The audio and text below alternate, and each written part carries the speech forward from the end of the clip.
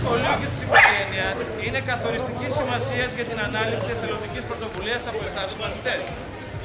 Η οικογένεια και το σχολείο πρέπει να καλλιεργούν στα παιδιά τις ανθρωπιστικές αξίες, πρωτίστως με το δικό τους φωτεινό παράδειγμα.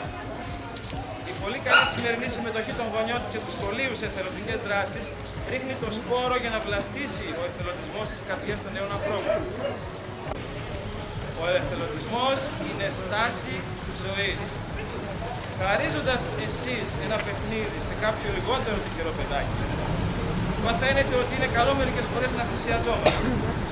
Αν αντί να παίξετε 2 ώρες με τους φίλους σας, τη μία ώρα την αφιερώσουμε για να καθαρίσουμε, για παράδειγμα, όπως κάναμε σήμερα, ένα χώρο από τα σκουπίδια, τότε μαθαίνετε ότι υπάρχουν και σημαντικότερα πράγματα από τις προσωπικές μας ανάγκες και την άμεση ικανοποίηση.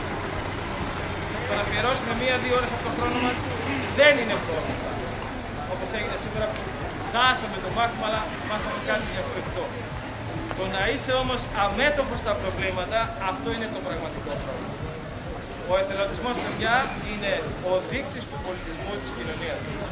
Ξέρετε, αυτό που κάνατε είναι κατακάθαρο συγχαρητήρια, μπράβο σας, και έτσι πρέπει να συνεχίσετε.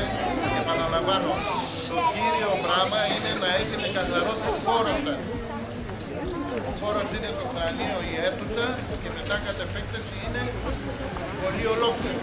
Και μετά έξω η γειτονιά μας. Και μετά η γειτονιά, για να μπορέσουμε να είμαστε έτσι καθαροί. Να πούμε και στους δασκάλους σας που πήραν αυτή την πρωτοβουλία και πραγματικά σας κάνουν να μαθαίνετε να είσαστε άτομα θετικά για την κοινωνία.